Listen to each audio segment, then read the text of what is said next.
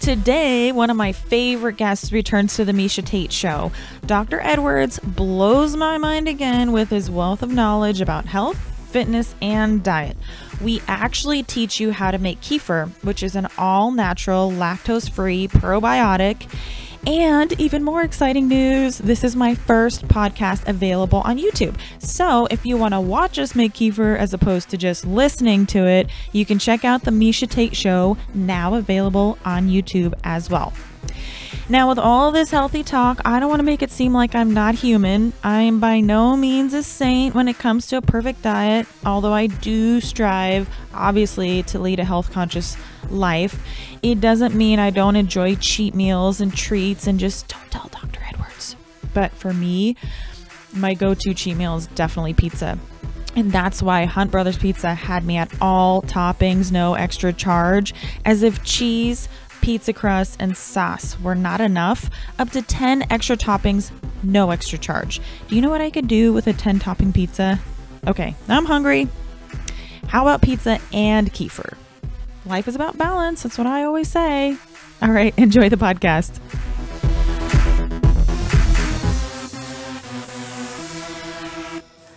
Hey, Dr. Edwards, how are you? I'm well. Yeah. It's been a while, but I've been through a lot since we've seen each other and done our last podcast. Yeah, I've seen you but It's been a while. You had shoulder surgery. How's that going? I don't recommend shoulder surgery for anybody. That's a tongue twister. It's like try to say that fast. Shoulder surgery.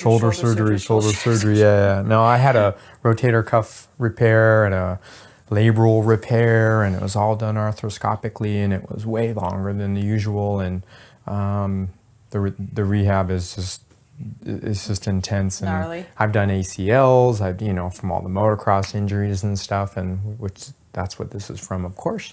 I was going to ask you. So that had a long time ago. When I this. used to be an aspiring professional, and that's when I dinged. It's just a chronic shoulder injury, and the decision was like, do it now. I'm 47 versus when I'm 67. Right. So. Well, makes sense. It seems like, you're getting range of motion. Remember last time I saw you were here, and now you're able to reach a little bit. Yeah, I can't defend myself, but I can raise my hand, yes. Well, as long as you're with me, you don't have to worry about that. I got your back. Exactly. All right, well, let's get into the nitty gritty. Let's talk about gut bacteria. It's something that fascinates me because I feel like not enough people understand it or know how important it is. Am I right in saying that, you think? Oh, it's so underappreciated that we don't even get that there's like more bacteria on us than we actually have cells that we were made up of. And you can even read some of the papers, and it's like we don't even know who's controlling who. And I've read some things that says there's actually like 6 trillion. We have about 6 trillion cells that make up our human body, and then there's like 8 to 12 trillion bacteria on our body. So maybe we're not running. So we're not winning. Yeah, we're not winning. That's for sure. So if there's that many, I would imagine it's a pretty important. It's more about piece of it all. Yeah, it's a symbiotic relationship, and that just means you have to live with each other. It takes both of you to live. If we didn't have bacteria, we wouldn't be here. Our mitochondria, those oxygen machines that make our energy, those all have prehistoric origins of bacteria. Basically, they're just bacteria that has to live into us. But if you test their DNA, we know they're from from when the big boom happened. We know they're that old. And no, we live on bacteria, and there's bacterias, we're going to get to it in the show, but that people can't even imagine. And in the gut, we call it the gut biome. Right. Yeah, that's probably, see people say gut bacteria. Biome is probably a better word because, they're good, they're the bacteria we need. They're not the bacteria that's going to hurt us. Right, because bacteria kind of has a negative connotation in a sense. Right. Like people, when you hear bacteria, think, ooh, gross. Like I need to wash my hands. Bacteria, gross. Yeah, no, it's The hand, yeah, the whole hand thing. That's pretty much another discussion. We'll get into it a little bit, but yeah. So in your digestive tract and in your stomach, there's a lot of bacteria that you need to. Yeah. I mean, I suppose the list goes on. So you need gut bacteria, and I mean, they live there. That's how you get your nutrients. That's how vitamins get converted into active form. You know, for example, you have to have bacteria to make vitamin B12. You have to have bacteria to convert a thing called vitamin K1 to K2. Turns out it's important in osteoporosis and muscle development and everything else. You need vitamins to have bacteria to make a healthy immune system. And we know that people without a good gut bacteria get sick all the time. There's just no questions. And then the athletes I've seen, you know, I've tested a couple of their gut biomes, even in the UFC, and I've just seen, like, you know, some of they're deficient in this or that, and that's why I've just, you know, started doing natural things, you know, like, you know, kefir and probiotics and prebiotics, you know. What are some things that would destroy your good gut bacteria or make it less? What are some things that would make it worse? Many things, but for our diet, first of all, you know, all the standard American diet stuff, you know, like you can take the artificial foods, the trans fats, you know, all the additives we put in our food, you know, like, you know, MSG, sucralose, you know, things called ACE-K. Those do no favors whatsoever for your gut bacteria. So ever since the Industrial Revolution, it's just for our gut bacteria, in the way it helps our body, has just gone downhill. The second thing that destroys your gut bacteria is antibiotics. Yeah. And then, you know, well, because antibiotics kill the bad stuff, but they kill the good stuff too, right? They kill it all. It's like a nuclear option, right. You know, and then it depends it's kind of controversial. We know it kills, and we know it kills both. To what extent? I mean, but let's not forget, you know, antibiotics have saved millions of people. You know, whenever I have this discussion with somebody, I go, remember the Spanish flu? 35 million people dead? Oh, yeah. I mean, that was just 1920. Right. You know, in that area when we didn't have antibiotics. And anyway, and then the other thing is how you're born. You know, did you come out vaginally or did you have a C-section? And we know that if you came out vaginally, you're going to have a certain set of your mom's bacteria. What? Versus when you have a C-section, you don't get it. And that turns out to be important later in life. Yeah. That is crazy. So those are like three things right off the top of my head of like how, you know, gut bacteria can affect you later in life. It's just, yeah. And the research is just, it's deep right now. It's going, yeah. Fascinating. Okay, so if you are you have low good bacteria, I don't know if I'm exactly saying that right, but basically you don't have enough of the good stuff. It's suboptimal. Yes, it's diminishing. Or what even happens if you have none? Is that even possible? If you have none, you die. And there are some research studies with like mice with no gut bacteria, and these are very sick mice, very sick animals. I think my Nana, my grandma, had that happen to her. Actually, she had taken a set of antibiotics, and she's a little bit older, and she started to go sort of septic. I guess so. She started to feel really sick, and it was because she didn't have enough good gut bacteria.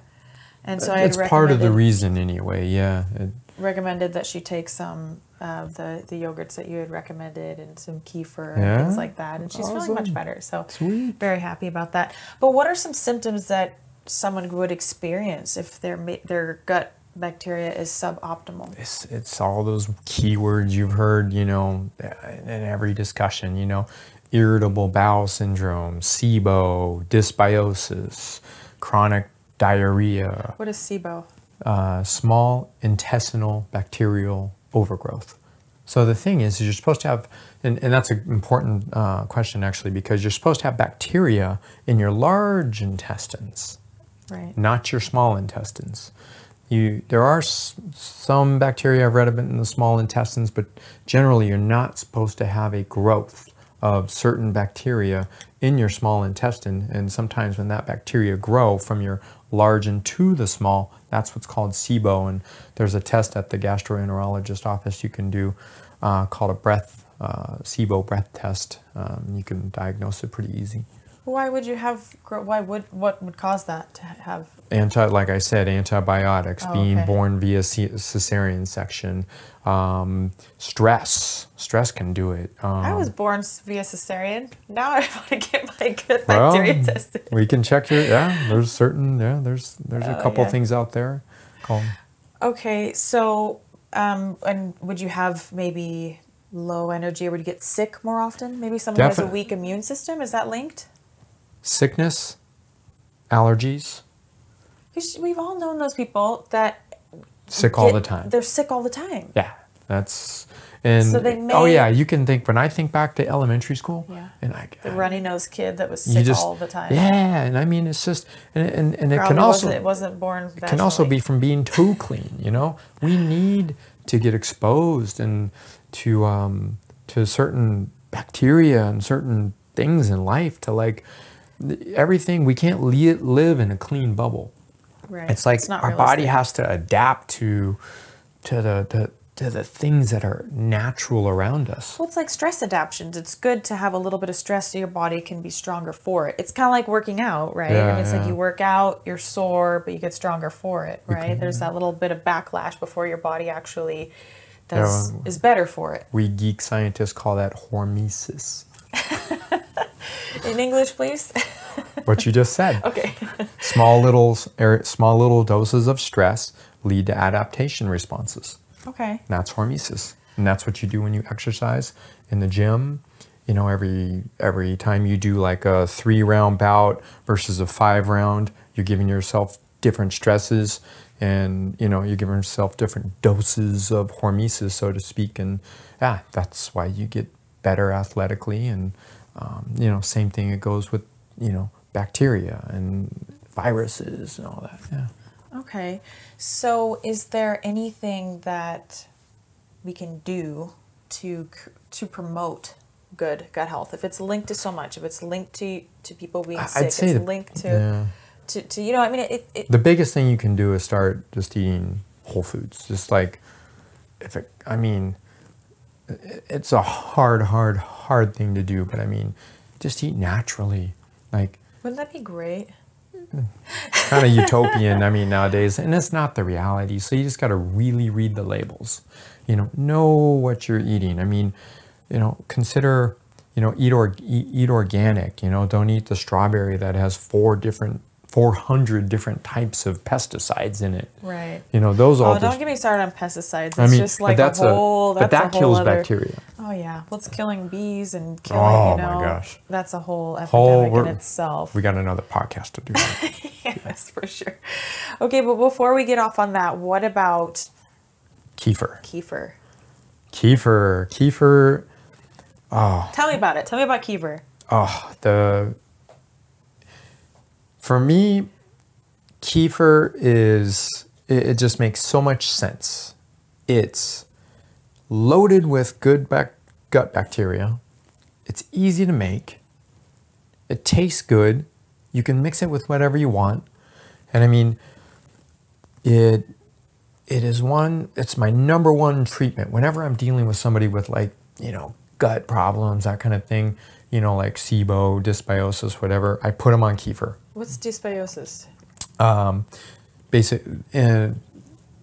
Inappropriate, I got like overpopulation of certain types of bacteria versus others, and leading to, you know, like bloating and all that kind of stuff. And so would drinking kefir helps to combat that, balance yes. it? Kefir gives you 30 different types of good bacteria or more, depending on the grain, but that's the norm.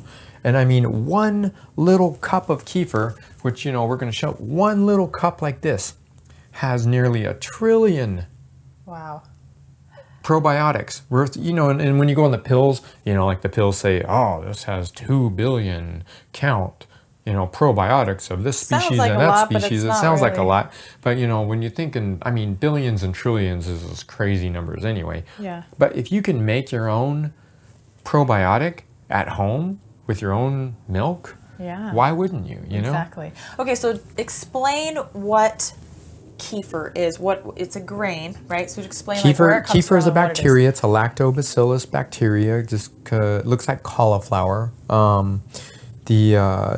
And it kind of, it has proteins in it, bacteria and all that. And it's alive. And in the demonstration, we're going to see exactly what it looks like. I mean, we're supposed to we can start getting to that, but it is like, it is it's an alive organ. No, it's a pet.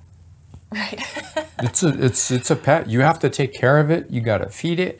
It gives you something. It's probably not going to do give it cute back. Things for you, but they're not going to want to pet it or anything. That's how I tell people. I said, you know, this is... It's a responsibility, though. It's a responsibility, exactly. I killed kefir before. Yeah, we all have.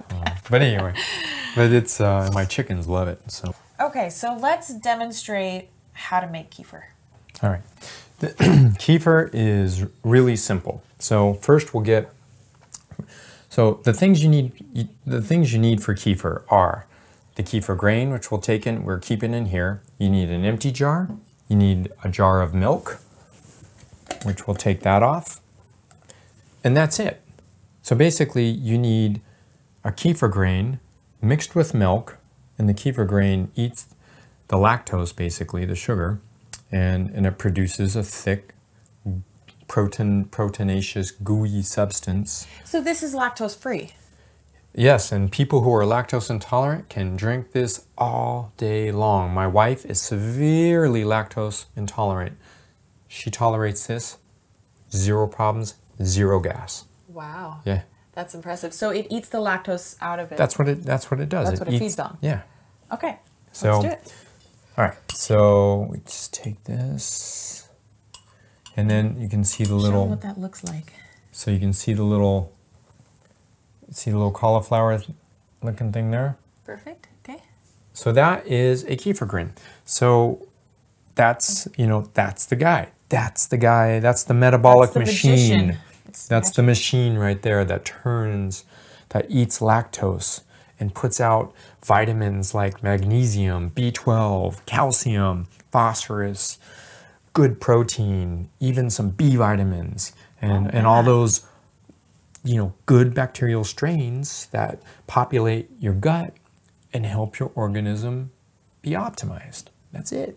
Great. So it's just this guy. Okay. So it's as easy, I mean, it's as easy as putting this grain in here, like that. See there? Just do that. No, that's finished product. And then you pour the milk in.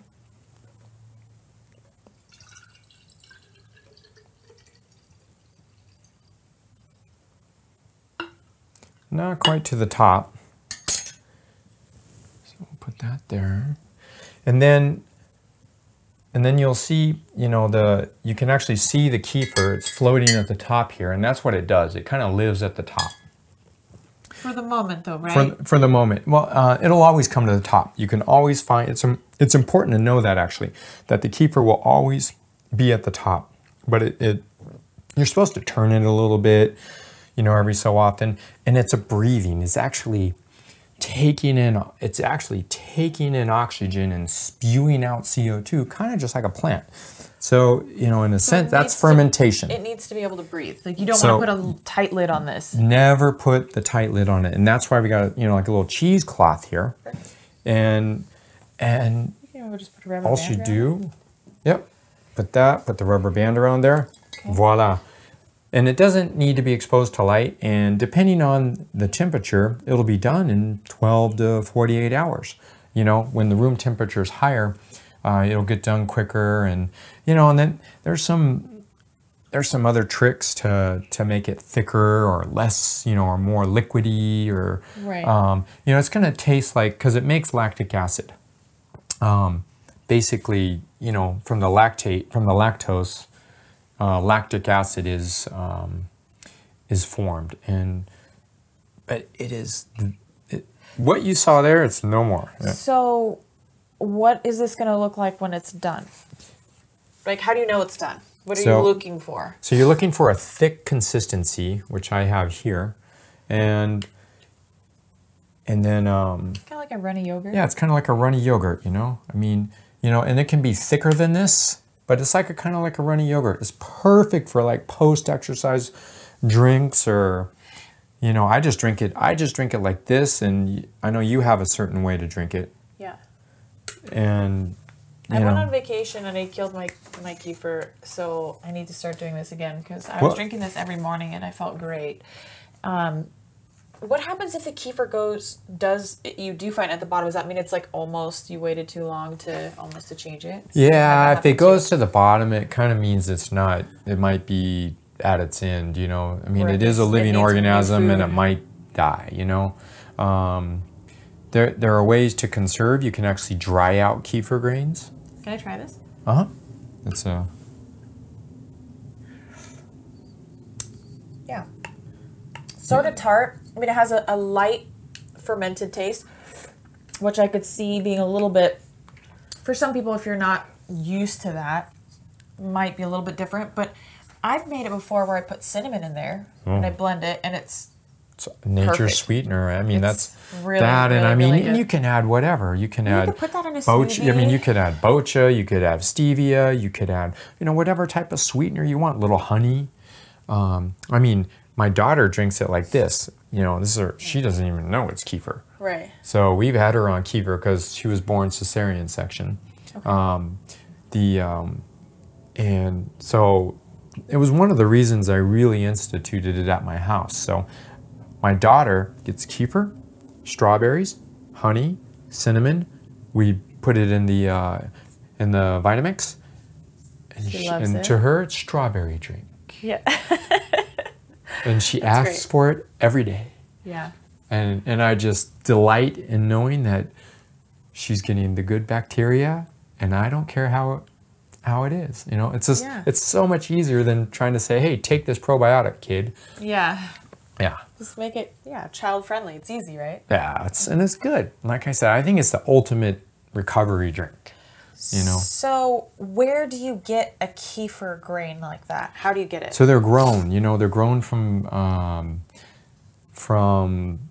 milk, and basically you got to let milk sit enough and it'll form more kefir grains. And that's the thing so let's just say this kefir grain that's in here now will multiply over time.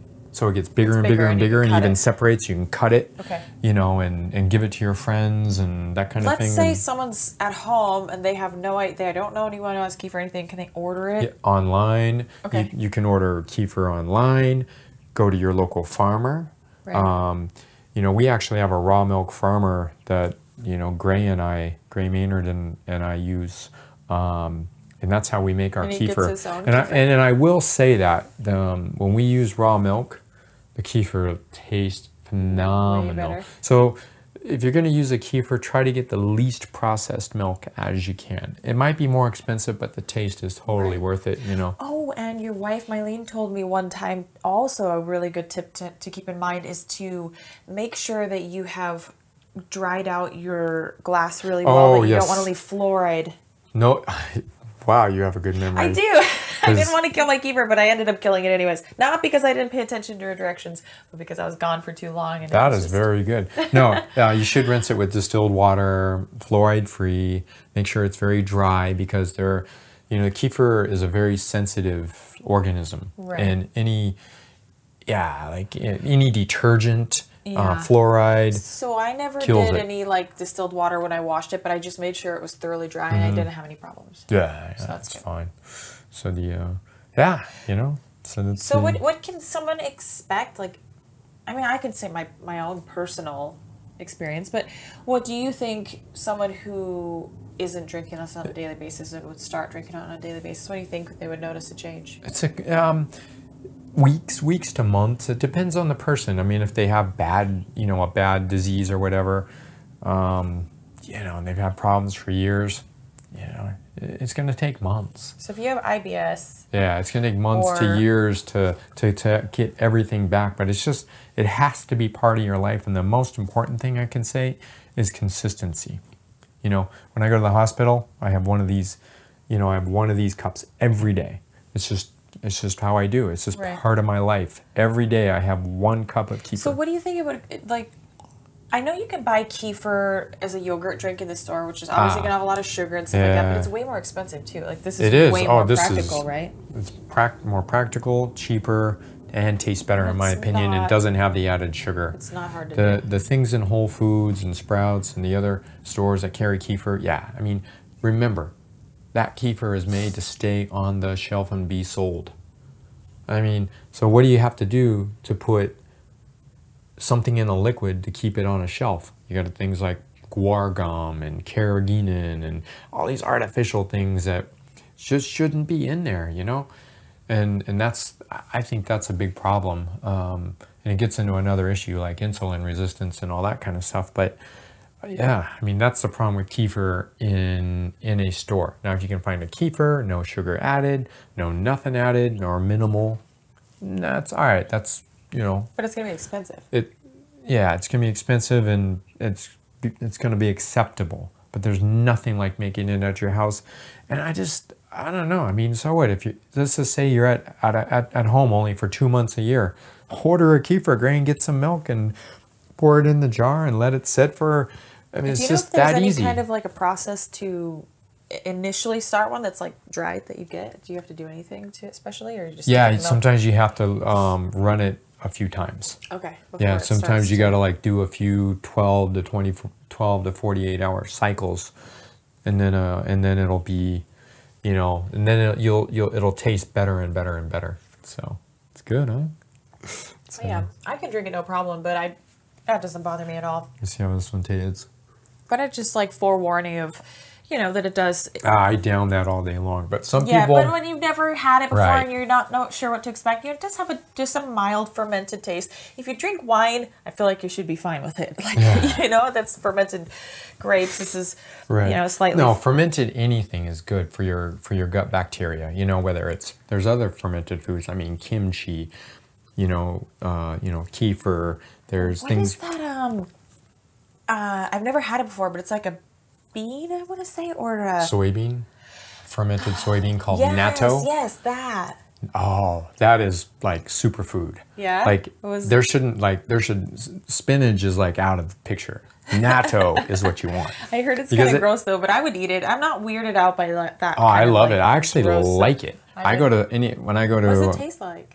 Yeah, it's just like, it's a bland taste, but it's gooey and it has these proteinaceous gluten, gelatinaceous strands to it, and it looks like tentacles or whatever. But no, it tastes good. You put a little like natural soy sauce and some wasabi on it. And anyway, the vitamin K2 that natto has, no other food has a punch to vitamin K2. And I mean, if you remember what I've told you about vitamin K2. When you're treating somebody with bones, so I mean women, you need vitamin K2. It's not calcium, it's vitamin K2. Men, testosterone, vitamin K2. You know, when you're talking about fat metabolism, vitamin K2. When you know, it's one of the fatty acids. So you're saying if a man has low testosterone, vitamin K2 can help, or what did you mean by it helps? Yes. It helps. Yes. And what was the first thing you listed? Osteoporosis, for women, yeah. Like whenever I advise somebody with, you know, with osteoporosis or brittle bones or whatever, I always put on a vitamin D/K solution. Okay. K2, because K1 isn't so well absorbed by the body, and humans. See, the problem is they think you have to have. It gets a little complicated, but I'll just hear me out. Terms. So this K1 has to go into K2 somehow, because that's what our human bodies use. Turns out that other animals do it way better than we do. And that's why we need good sources of vitamin K2, which are natto is the number 1. Number 2 is, you know, meat.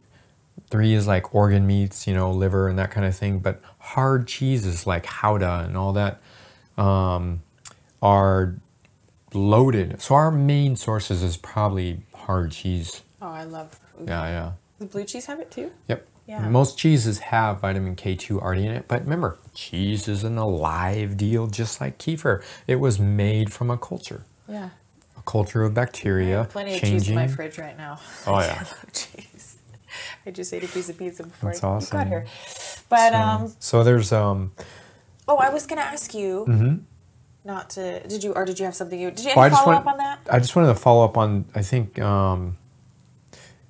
the other things with kefir. There's actually some research on cancer. There's research on osteoporosis. I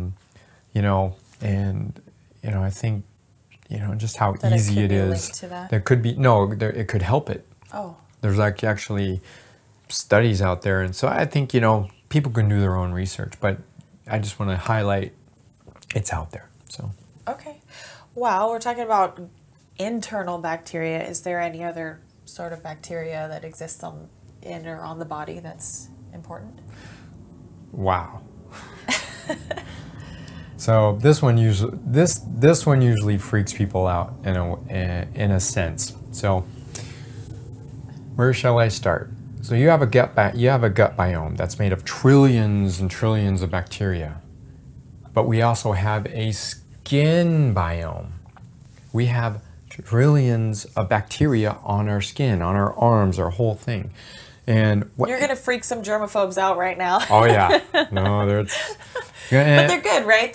You need these. Like relax. So here it is. So the bacteria. Okay, it's called nitrous amonis eutropia. Okay. So that's just the name of it. Is there an abbreviation nitrous for that? amonis for easy. Okay. Is there like NA? Can we call it NA or something? NA, yeah. Just call it.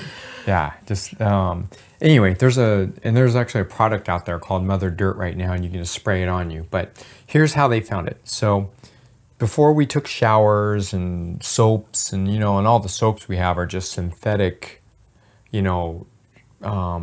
materials that kill this bacteria, and it's turning out this bacteria on our skin is very, very, very important, and how well you sweat is related to this bacteria. No way. So this company actually went to Aboriginal colonies, and they actually tested their skin bacteria, and they showed that these guys had like 50 to 100% more of the normal population of this one bacteria. And this is called the nitrous amonis stuff. And then they actually did some samples and looked at before the advents of like artificial soaps and all that kind of stuff, and people took showers every day. Like it was only in the 1900s that we even started taking showers every day, right? So I mean, there was like you might have showered once a week if you were lucky, Right. So anyway, what this bacteria does on your skin is being in the gym.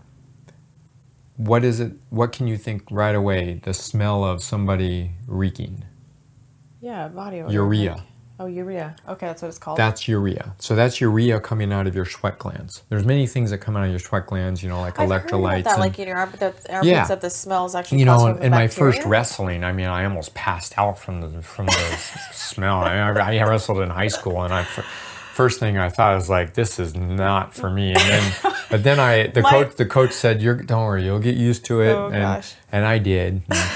But I have a funny story I have to share really quick. My great uncle Ed always would tell me that when I was wrestling that I should chew a clove of garlic and keep it in my cheek. Because he said he used to take guys and go to take them out and he'd breathe on them, or he'd go to be pinning them and he'd go, and then they'd like roll over and give him the pin. And he's like, yeah. I was like, Uncle Eddie, I really appreciate that advice, but I'm not sure I want to be known as like the stinky garlic girl. So I'll just get my pins without the garlic. That is awesome. Appreciate the advice though. Wow.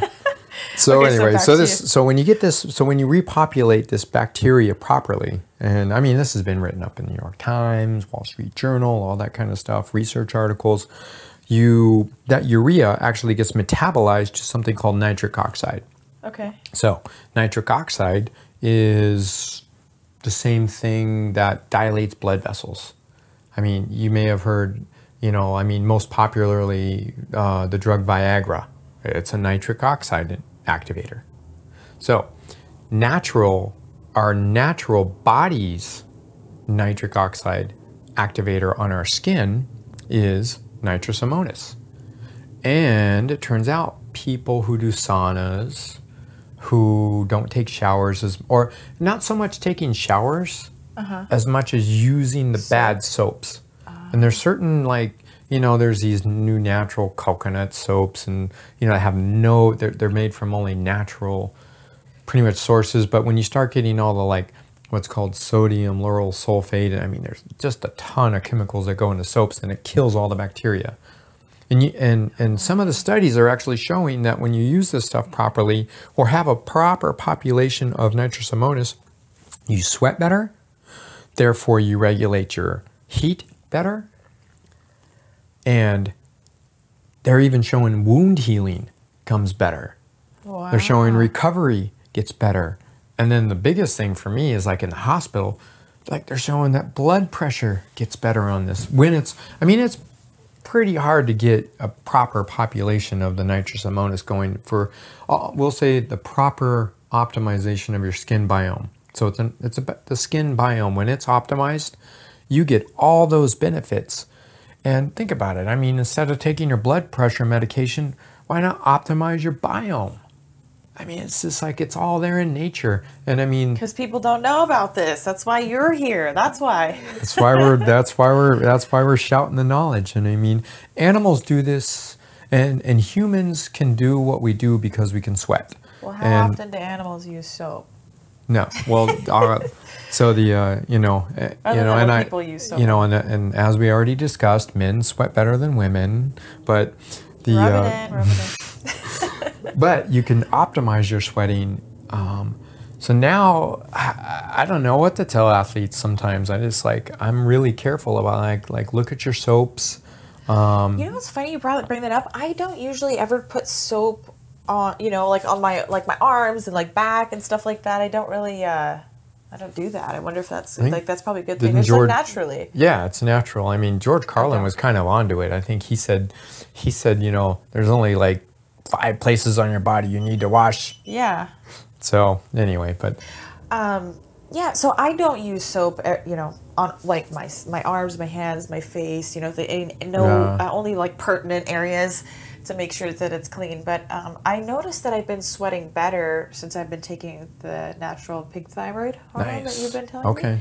That has really blown my mind, because I've never been a big sweater, and for the longevity of my career, it kind of sucked, because when I would need to pull the water weight off, it was a struggle for me. Right, and then how well you sweat, yeah, it's huge. Yeah. Anyway, this nitrous ammonium, that's why, I've kind of suggested it to, some of the UFC guys I'm working with now. Like, yeah, if you can sweat better, you're going to lose weight better. You're a more efficient athlete. And you're a more efficient athlete. And it's just good, and it's in a product called Mother Dirt, and it's not that expensive. You just spray it on yourself every day, and I think just using. Does it like smell or anything? Right? Doesn't smell zero. And then have you used it? Yeah, but I've used it a lot actually, and you notice a difference? Yes, but the most amazing story I have about it, I know runners who, reek after their runs. It's bad. And they don't smell anymore. It's nuts. I've never come across a product that stops the urea smell from exercise. And this is one product that does it. And the other... I would love that.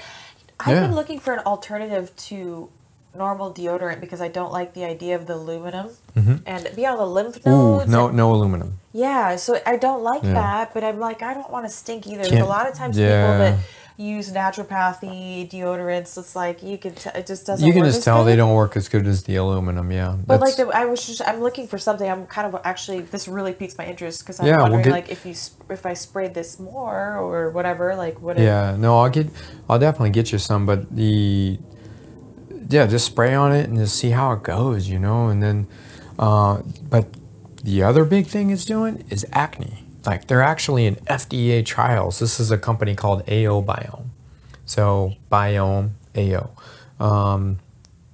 and they're in FDA trials right now for acne treatment of this stuff. And I actually have like my niece on it.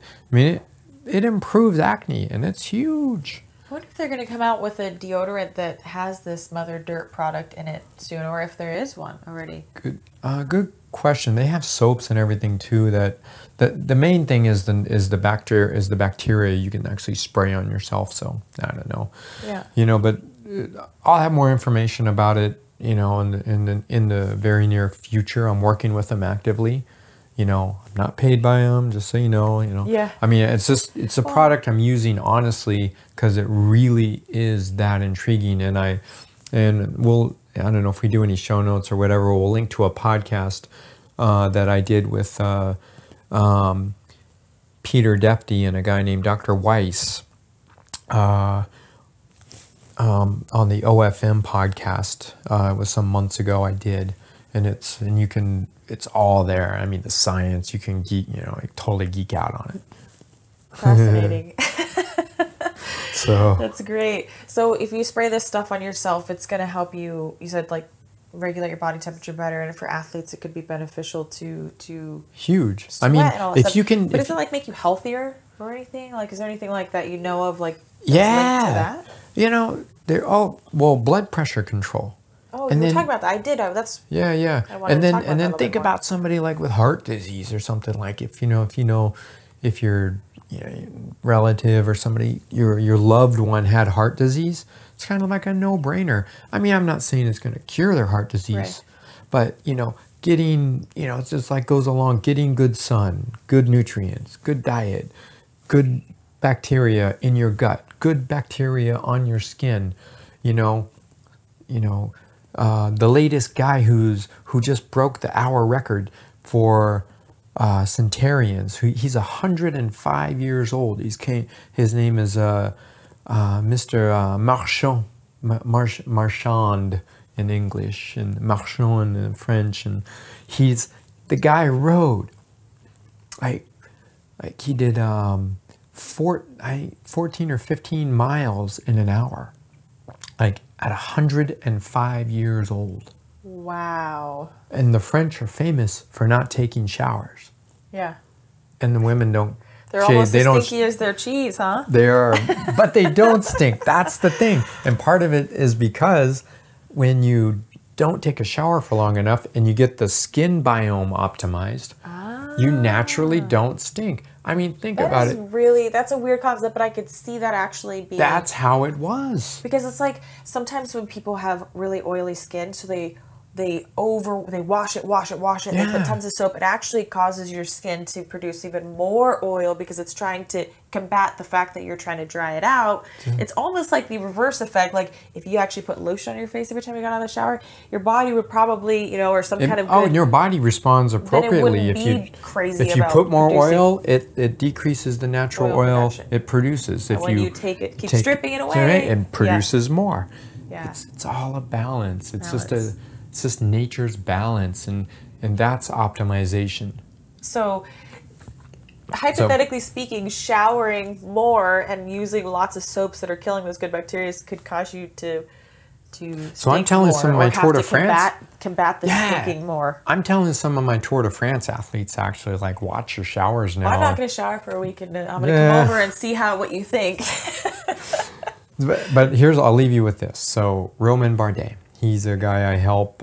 He's one of my Tour de France athletes that, I help, with kind of optimization and nutrition and things like that. I'm by no means his coach, but we used the Mother Dirt on him during the tour. And he emailed Peter and I, Peter Defty, who's the guy I kind of work with on this. And he said, I feel so good. I'm sweating good. My skin feels good. Those were his words. Yeah. And the next day he won the stage and moved into second overall, and then got second overall in the Tour de France. That's so crazy. And I mean, so a guy who's on the cusp of that fitness can tell the difference in his skin. An athlete like you can tell that. An athlete like Gray can tell that, or Zach Osborne. And those guys are using it, and they can see, they just, at that highest level they can tell the differences. Yeah. It's huge. Well, your skin is your biggest organ, right? I mean, it's your... That's correct. Yes, if you think about it, it's covering your whole body. By definition, it's an organ. And yes. when you really think about it, I've thought about like even lotions, like the chemical, I mean, just putting smell good lotions. Yeah. Of course, like I like to wear lotion, but I kind of think about it. I'm like, your skin actually takes that and it soaks it in and it makes it a part of your body. I might as well just eat it. I'm kind of like thinking, I was like, I might as well just eat this. I don't think that'd be people very have good a for false me. notion that what goes on your skin doesn't go into you. It does. Well, that's like these, certain anti-inflammatories or pain medicines. Sometimes people, they just put it on topically. Yeah. Because your skin is that absorbent. Oh, arnica. Yeah, I mean it all. And then you also think about, this is going to be a little far-fetched for some people, a little bit crazy, but organic versus non-organic clothing, even potentially. You start thinking about it. No, there's something to that. I'm all, I don't know. Yeah, it goes into like, should you run around nude? Or wear like, I know, wear like minimal clothing. Some places make organic clothing. And we should just wear leaves.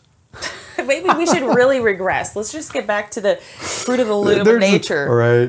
I don't know. There's some things we'll never give up, but but it gets your brain going though, doesn't it? I mean, you can just start going to this cycle of. If anybody listening to this is just going to have their brain going, but just, I don't know. I guess when we have these kind of discussions, like with my patients and athletes, I just always tell them, just keep it real. Yeah. I mean, you can do everything to go over the moon, do everything you can to optimize your life, but just be real about it. And if it's and if it's so stressful, then let it aside. Don't do it. Just let it sit out there. Maybe someday you'll get to it. Because I feel like ideally in a perfect world, we'd wear organic clothes or leaves and have great skin bacteria and wonderful gut bacteria because we live in a perfect world. Well, we don't. It's not realistic. But this is something, making your own kefir at home, that's easy to do. It's inexpensive, and it really can make a difference in your health. Oh yeah, I wouldn't even say can. It will make a difference. I'm confident enough to say that because it did for me. So I might have to steal your kefir grates so I can start doing it again. We have, and you can cut those in half once they get big enough, and they will multiply, like you said. Yep. Oh, Dr. Edwards, before we go, in closing, talk about being able to store those in your fridge.